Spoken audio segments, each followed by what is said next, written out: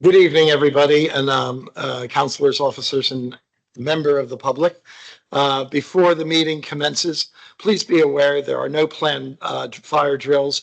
If the alarm does ring, we need to evacuate the building, and those present should be asked to take note of the location of the emergency exits, which are clearly designated there and there. Okay. And then in the public gallery, you'll be instructed where to go by one of the officers. Can I please remind everybody present to switch off your mobile phones and put them on silent for the duration of the meeting. This meeting is being recorded, so please speak into the microphone when addressing the meeting. Okay. Agenda item number 1, apologies for absence. Do we have any apologies for absence? Councillor Bilby. Glasses on first. Councillor Carol Hart, Councillor Sam Revel, Councillor Kevin Miller, Councillor Tim Scott, and Councillor Robert Flatley, and Andrew Prince is late, but he will be coming. Thank you, Councillor Bilby. Any other? Go ahead, Councillor. Thank you, Your Worship. Apologies for absences from Councillor Charles Archer and Naomi Archer. Thank you, Councillor Atkinson. Any other apologies for absence? No? Moving on, declaration of interest. Do any members have an interest to declare? No? Okay. Before we go on to agenda item number 3, it's been a while since we met as a council, and in the meantime, there was somebody who has a little bit of something to celebrate, and I would like to give a hearty congratulations to Councillor Price and his wife for their baby girl, Erin Bluebell Price.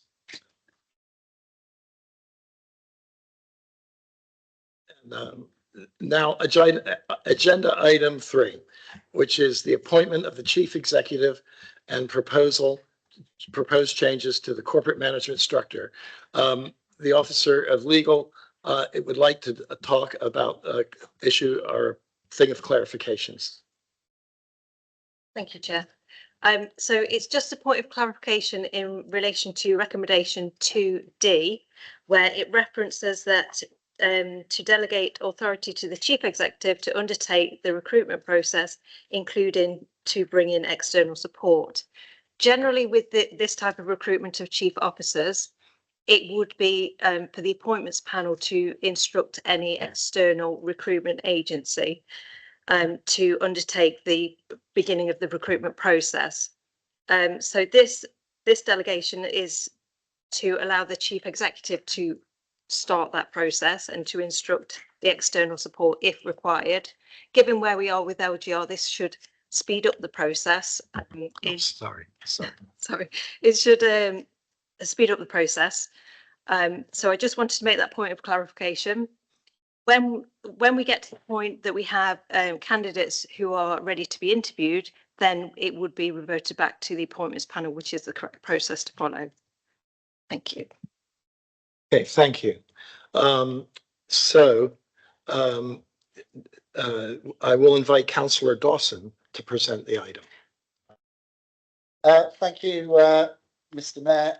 Firstly, can I put on record my thanks to those members of the appointments panel for the work that they've undertaken with this.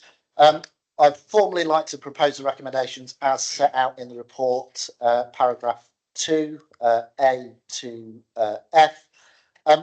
Mr. Mayor, I think it is a significant decision for our council at a pivotal moment, because we're not simply just filling a vacancy, it's setting the leadership at a time of profound change.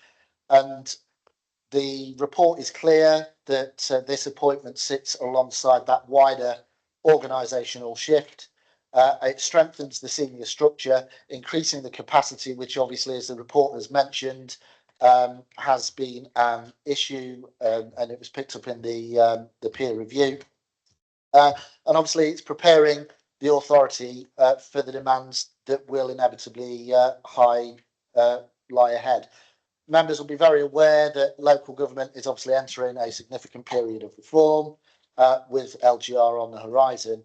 And we've got to demonstrate the strong leadership, the resilience, but also the ability to adapt quickly to the new structures and get ready for day one readiness. And that requires not only vision at the top, but also the organisational capacity in order to deliver. Mr. Smith has already demonstrated in his time as interim chief executive that he's got the experience, the steadiness and the strategic focus to lead staff within the council through that transition. He understands the organisation, he understands our communities, and he understands, along with the rest of his colleagues, the challenge that lie ahead. As I've already mentioned, the recommendations set out aren't just about an individual appointment. They are about putting in place the managerial leadership framework that the authority needs, and the proposed structure does strengthen that corporate capacity, and it does ensure that clearer accountability and positions the council to respond effectively to those increasing workloads from LGR. Obviously, alongside LGR, up until vesting day, we have to still deliver on our day-to-day services. We've got to deliver on the corporate strategy. We've still got to manage the financial pressures, and we've also got to engage with those reorganisational proposals along with all of our colleagues across the county. And the capacity issue is the essential bit, because without it, we do risk falling behind. So Mr. Smith offers continuity where it's needed, but also that capability to lead the change. He does command the confidence of the officers. He's worked constructively with members across this chamber, and he's already begun to steer the organisation in line with its strategic priorities. So with that, Mr. Mayor, I'd like to formally move the recommendations as set out in the report. Thank you. Thank you, Councillor Dawson. May I please have a seconder? Councillor Major. Thank you, Mr. Mayor. Just to make a few points, we also have faith in the new chief executive. We think he'd be a good appointment. He does have significant shoes to fill with the retiring chief executive. And we're very much welcome him. We also think that Mr. Del Rocca will be an excellent deputy chief executive. He's served the council well over the past number of years. There is, however, a couple of other items within this report about the expansion of the lead officer team of the council. We're going from what was 3 senior leaders to 4 senior leaders, and that is an expansion. And I think we need to recognise that and also point to it and explain why that is. And in terms of, I know I have faced over the years issues about capacity within the council, and I think it's good that that is being addressed. And then we speak about LGR and the need to be prepared for LGR. Now, it's very clear, and I think I've made it very clear over the years, and I think our group's made it clear that we don't think LGR will be a benefit to the local community and residents. However, if it is being forced upon us, we need to make sure we do it right and we are prepared for it. We have challenged this on a number of occasions in scrutiny. We've challenged it not just here, we've challenged it at Derbyshire County Council. And I have a fear, and alarm bells are ticking, that we aren't doing that preparedness. And although it's extraordinarily important that we make sure we get LGR right at a local level, I come back to a discussion we were having about the purchasing of new bin lorries at the Climate Change Working Group. And I asked the simple question, as somebody spoke to our neighbouring authorities and checked these bin lorries are compatible with their bins. And I didn't get an answer very quickly, which was concerning. And that tells me that preparedness isn't being done.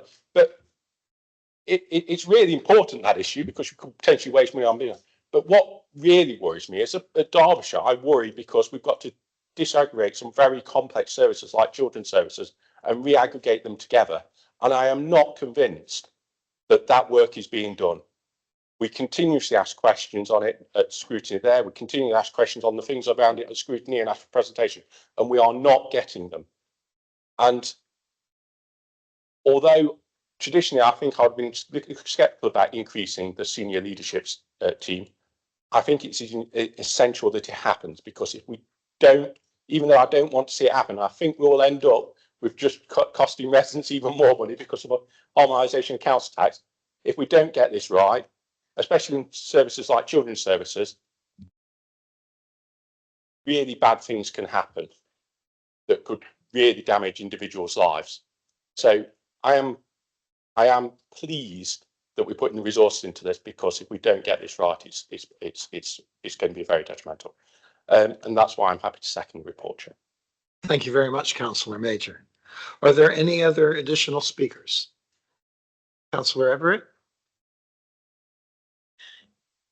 Thank you, Mr. Mayor. I'm very pleased to vote to approve for Gary Smith to become Chief Executive of the Borough this evening. Gary has demonstrated through his time as interim Chief Executive and his time as Director of Environment and Community Services that he has the utmost respect for Erewash, and that he will be a capable and competent leader throughout the next few years as we go through local government reorganisation. I also welcome the proposed changes to the corporate management structure set out in the report this evening. These measures will give the council more capacity, which we do desperately need, which will ensure an effective transition into a unitary authority. Not only that, but it puts us in line with other local authorities, as we are one of the smallest directorships in the local area.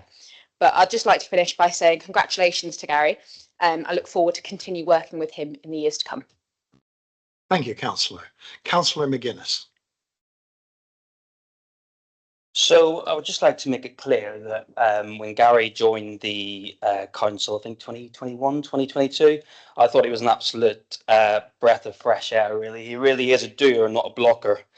And he was very supportive with me, particularly around reforming the grant system.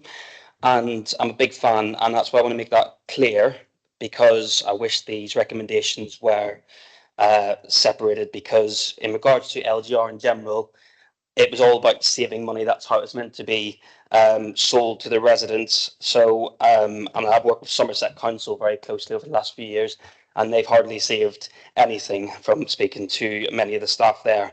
So our issue is with the fact that we are increasing capacity when apparently we are meant to be saving money through LGR. But I just want to make very clear, even though we're going to vote against this, that I am a big fan of Gary Smith, and he has been excellent the last 4 or 5 years he's been here. Thank you, Councillor McGuinness. Anybody else wish to speak on this? Councillor Snaith. Yes, thank you. I disagree with some of the comments, but I'm not going to go over LGR again. We've talked about that one enough in this chamber. But I do want to say Gary has been a professional all the way. He's always got a smile. He's always welcome him.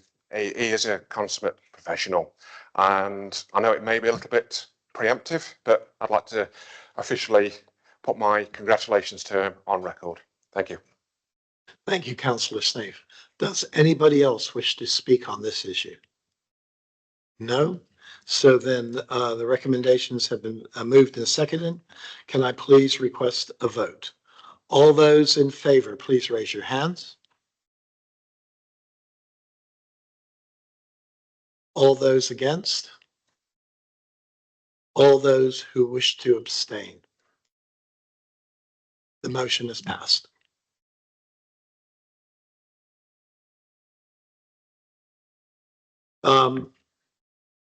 That concludes the business of this extraordinary council meeting, and it is now closed. The next extraordinary council meeting will commence in 10 minutes.